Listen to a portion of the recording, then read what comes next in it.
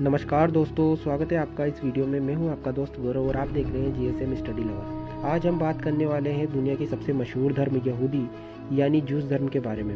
तो आज का ये वीडियो आपके लिए बहुत ही जानकारी देने वाला साबित होने वाला है, तो वीडियो के आखिरी अंत तक जुड़े रहिएगा। तो चलिए वीडियो शुरू करते हैं दोस्तों। जूस को समझने के लिए हमें इतिहास में जाना पड़ेगा और जूस के इतिहास को समझना होगा, जो उसका 2500 सालों का इतिहास काफ़ी दर्दनाक रहा है।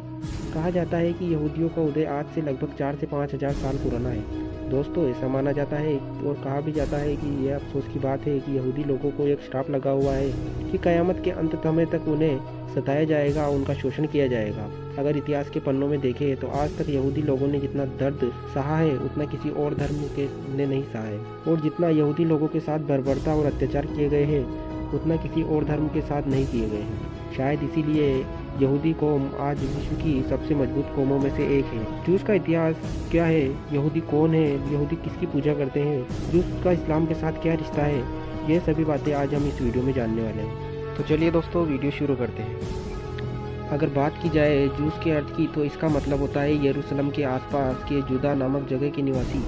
यह प्रदेश याकूब के पुत्र यूदा के वंश को मिला था। अगर हम बाइबल की नज़र से देखें तो यहूदी के बहुत से अर्थ मिलते हैं, जैसे कि याकूब का पुत्र यहूदा, उनके वंश, उनके प्रदेश और कई अन्य व्यक्तियों के नाम। इस जाति के मूल पुरुष इब्राहिम और वही इब्रानी भी कहलाते हैं। याकूब का दूसरा नाम था इज़राइल। इसी कारण इब्रानी और यहूदी के अतिरिक्त उन्हें इज़राइली भी कहा जाने लगा। हज़रत इब्राहिम के दौर में यहूदी धर्म सबसे पहले अस्तित्व में आया था। इब्राहिम का जिक्र कुरान में भी मिलता है। कुरान में इब्राहिम को अब्राहम कहकर बुलाया गया है। इस्लाम धर्म के अनुसार अब्राहम अल्लाह के पैगंबर थे। यहूदी धर्म को मानने वालों को यहूदी कहा जाता है। इसके धर्म ग्रंथ का नाम तनक है। देखिए साथियों, जूस का इतिहास तो बहुत ही पुराना है, लेकिन इनका जो इतिहास है वह बेसिकली 1000 BC से शुरू होता है। सबसे पहले इस स्थान पर ट्राइब्स रहती थी। धीरे धीरे समय के साथ यहाँ रहना शुरू किया और फिर वहाँ पर अब राजा बनने लगे थे। राजाओं में डेविड आए और उन्होंने इस किंगडम को आगे बढ़ाया। किंग डेविड के पुत्र सोलोमन का उदय हुआ। सोलोमन ही यहूदियों के बहुत बड़े नेता माने जाते थे, जबकि सोलोमन ने अपना पहला मंदिर का निर्माण करवाया जो कि यरूशलेम में स्थित है, और जो बाद में जूस के लिए एक वर्शिप बन गया, एक सेंट्रल पैलेस के रूप में बनाया गया। इसके बाद ही यरूशलेम यहूदियों के लिए एक पवित्र स्थान बन गया। न ही यह यहूदियों के लिए बल्कि इस्लाम और ईसाई धर्म को मानने के लिए बीच की इस जगह का विशेष महत्व है। इस्लाम धर्म को मानने वाले लोगों का मानना है कि इसी स्थान से उनके अंतिम पैगंबर हजरत मोहम्मद जन्नत गए थे। वहीं ईसाइयों का मानना है कि ईसा मसीह को इसी स्थान से सूली पर चढ़ाया गया था। पैगंबर मोहम्मद को लेकर ईसाइयों और यहूदियों में विवाद है। इस्लामिक लोगों का मानना है कि पैगंबर मोहम्मद ही उनके आखिरी नबी यानी मैसेंजर ऑफ गॉड थे। दूसरी तरफ यहूदी मोहम्मद पैगंबर को मानते तो है, लेकिन उनका यह भी मानना है कि आखिरी पैगंबर वो नहीं थे।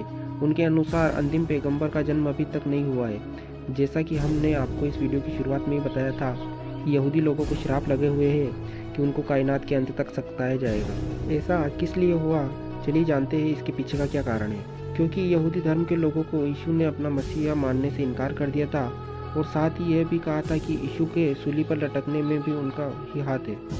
इसके बाद ही दुनिया भर के लोगों के बीच यह अफवाह फैल गई कि दुनिया के सबसे चालाक कौम यहूदी है और यह किसी को भी धोखा दे सकते हैं। यही वजह है कि ईसाई धर्म के लोग यहूदी को गुनाहगार की नज़र से देखते हैं और दुश्मन समझते हैं। दूसरी नज़र से देखा जाए तो हमें समझ आएगा कि यहूदियों ने इस्लाम और ईसाई दोनों ही धर्मों को मानने से इनकार कर दिया था, और उनको श्राप लगने के पीछे भी यही वजह बताई गई थी। चलिए इस बात को एक बार अनदेखा भी कर दिया जाए, क्योंकि हर कोई इस बात से सहमत नहीं होगा। लेकिन अगर हम इतिहास के पन्नों को गहराईता से देखें तो हमें पता चलेगा कि यह एकदम सच बात है।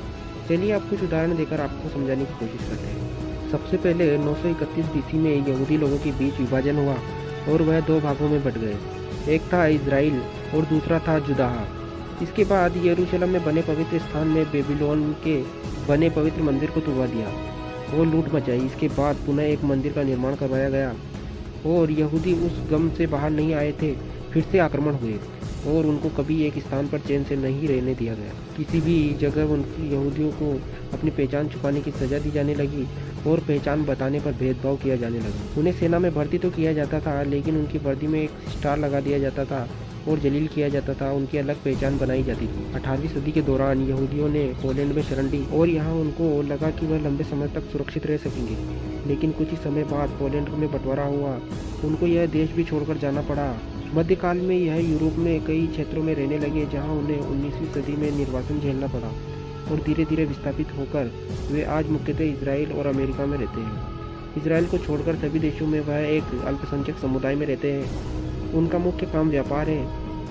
दोस्तों, बता दें कि जैसे कि पहला ही विश्व युद्ध समाप्त हुआ था, यहूदियों को रहने के लिए इजराइल देश दिया गया, लेकिन इजराइल देश और फिलिस्तीन को लेकर आज भी विवाद चल रहा है और इजराइल देश और यहूदी लोगों के बीच यरूशलेम को अपनी राजधानी मानते हैं। लेकिन अन्य देश इस बात का बिल्कुल भी समर्थन नहीं करते हैं और वह इजराइल और यहूदियों की अधिकतर राजधानी तेल अबीब को मानते हैं।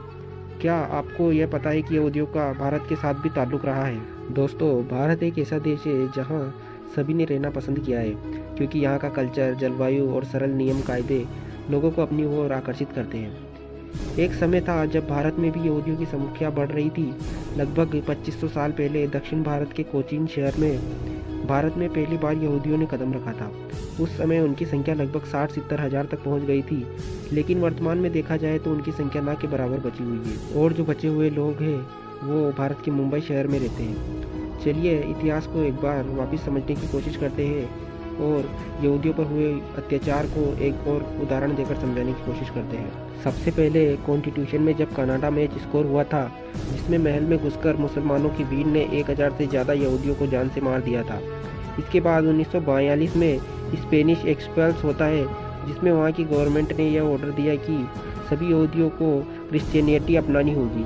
जिसने ऐसा करने से मना किया या ऐसा नहीं किया, उसे या तो देश से बाहर निकाल दिया जाएगा या फिर उसे मार दिया जाएगा। इसमें लगभग 10,000 यहूदियों को मार दिया गया और लगभग 2 लाख लोग देश को बाहर छोड़कर चले गए। लेकिन इन सबको एक तरफ अगर छोड़ भी दिया जाए तो हिटलर द्वारा किया गया कभी भूलने लायक नहीं है।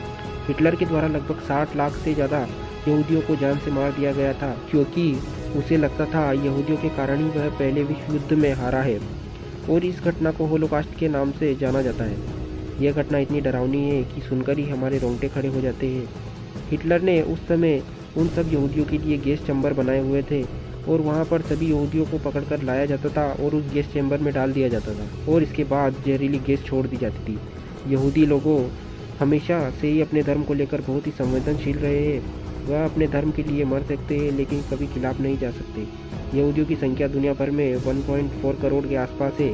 दुनिया की आबादी में उनकी हिस्सेदारी सिर्फ 0.20% है, लेकिन इसके बाद भी वह पूरी दुनिया में ताकतवर है और आज भी सबसे लड़ने की क्षमता रखते हैं। विज्ञान का क्षेत्र हो या एजुकेशन का, इकोनॉमिक का क्षेत्र हो या कोई सा भी क्षेत्र हो, उनमें वह सभी अव्वल नंबर पर आने की कोशिश करते हैं। तो दोस्तों, उम्मीद करता हूँ आपको यह वीडियो अच्छा लगा होगा और जानकारी मिली होगी। तो इस वीडियो को लाइक, शेयर और चैनल को सब्सक्राइब करना ना भूलें।